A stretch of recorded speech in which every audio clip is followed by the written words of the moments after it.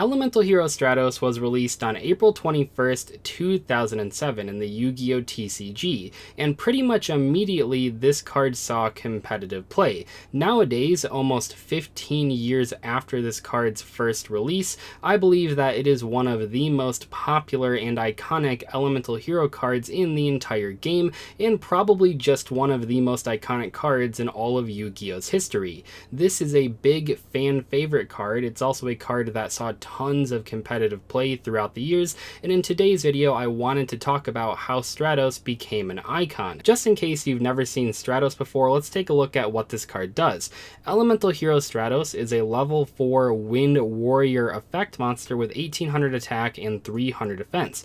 It says when this card is normal or special summoned, you can activate one of these effects. Either destroy spells and traps on the field up to the number of hero monsters you control except this card, or add one hero monster from your deck to your hand. One thing that's worth mentioning is that Stratos has had its effect changed throughout the years. Basically, when this card was released, we only had Elemental Hero and Destiny Hero monsters, so that's all it was able to search. And then when they added Evil Heroes, they reprinted the card, and then it said it could add Evil Heroes as well, but eventually they realized the best solution would just be to say that Stratos can add any other hero monster from your deck to your hand, so that is what the current effect says, but they pretty much have always worked the same, just got a bit more complicated as more hero archetypes were added into Yu-Gi-Oh! You might notice that cards like Elemental Heroes and Destiny Heroes and Evil Heroes and stuff like that all say hero with all capital letters, and that is one of the ways that they separate these hero cards from cards that just happen to say hero in their name. Like I mentioned earlier, Stratos was released on April 21st, 2007.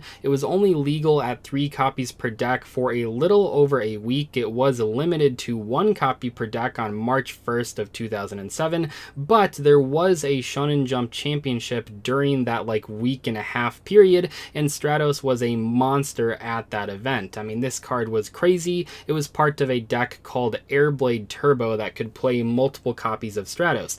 It's safe to say that Stratos was very ahead of its time. It wasn't the first searcher in Yu-Gi-Oh! Obviously, before this, we had plenty of other searcher cards, but it did pretty much create its own genre of card. Even to this day, when I play a monster in an archetype that on summon searches an archetype card, I will refer to it as a Stratos, especially when I'm playing against someone that doesn't know what my cards do. For example, just a few months ago, when I started playing Madolches again, when I would summon Madolche Mageline and my opponent had never seen it before, they'd go, well, what does that card do? And obviously it's important for me to hand that card over so they can read it, but the quick explanation was always, this is the Madolche Stratos, and most of my opponents understood what I was talking about. Now, Mageline, like many Stratos type cards, isn't exactly the same as Elemental Hero Stratos. It doesn't have the back row destruction effect. Most Stratos type cards don't. Also, it only works on normal summon, not special summon, and it has the regular Madolche effect of being shuffled back into the deck when it is destroyed.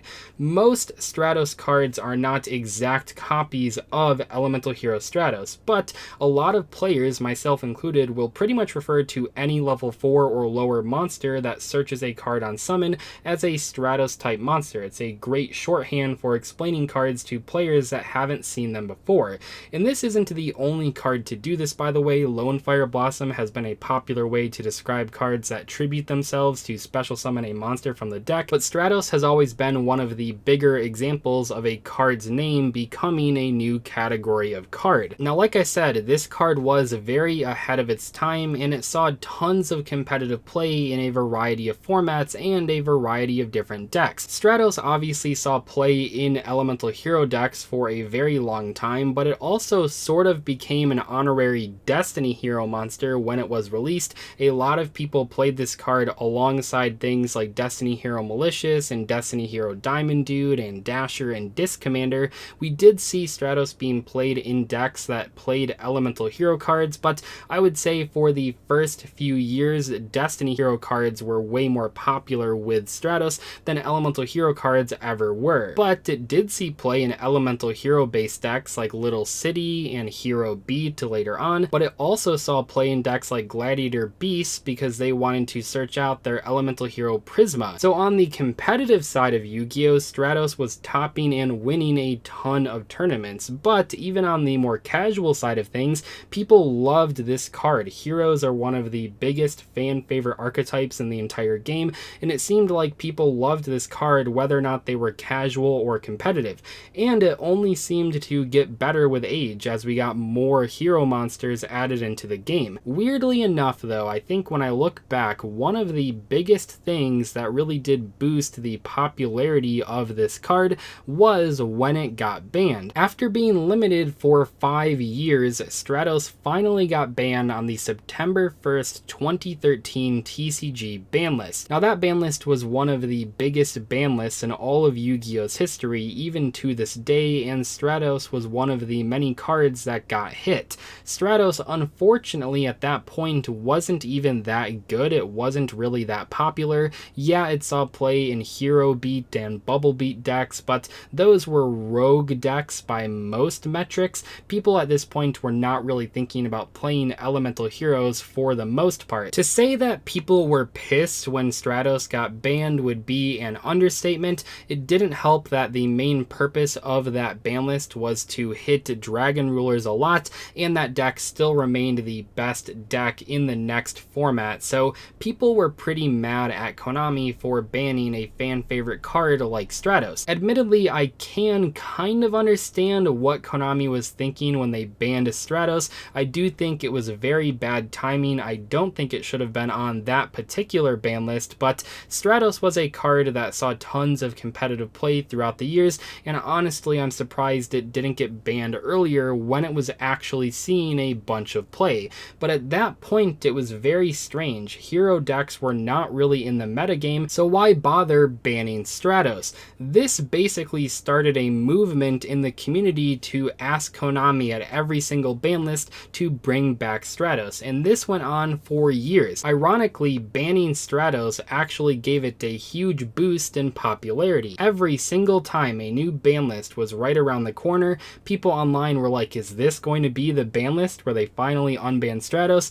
And then when the ban list was revealed, people were like, oh man, it's still banned, that really sucks. And then the cycle would continue. I even made a video about this a long time ago that was pretty dumb, but this was a huge deal in the community. Every ban list, people were like, oh my gosh, is Stratos finally going to be unbanned? And for years it seemed like it would never happen. And then after years of waiting and begging Konami, this card finally got unbanned and went to limited status in September of 2018, so 5 years after it got banned. And that was a huge deal in the community. People were so excited. Stratos was finally back, and to celebrate this, Konami actually printed it as an ultimate rare in an OTS pack. Now Konami left this card at 1 copy per deck for a little while. Clearly they were still kind of afraid of the power of this card, but nowadays it is currently unlimited. You can play 3 copies in your deck if you want to, and oddly enough, most people don't even play 3 copies in the modern hero decks, which is pretty interesting. But yeah, Stratos is currently back at 3. It has been power crept quite a bit. It is still pretty scary in concept. I mean, this is a card that can search itself off of normal or special summons, and it's not a hard once per turn, so that is pretty scary, but it really hasn't translated to a ton of big combos with Stratos. Hero decks using Stratos have been successful in modern Yu-Gi-Oh! With all of the other hero support, but Stratos is not the only reason why. There are a variety of other newer hero cards that are really good for hero players. Anyway, that is all for today's video. I hope you guys enjoyed it.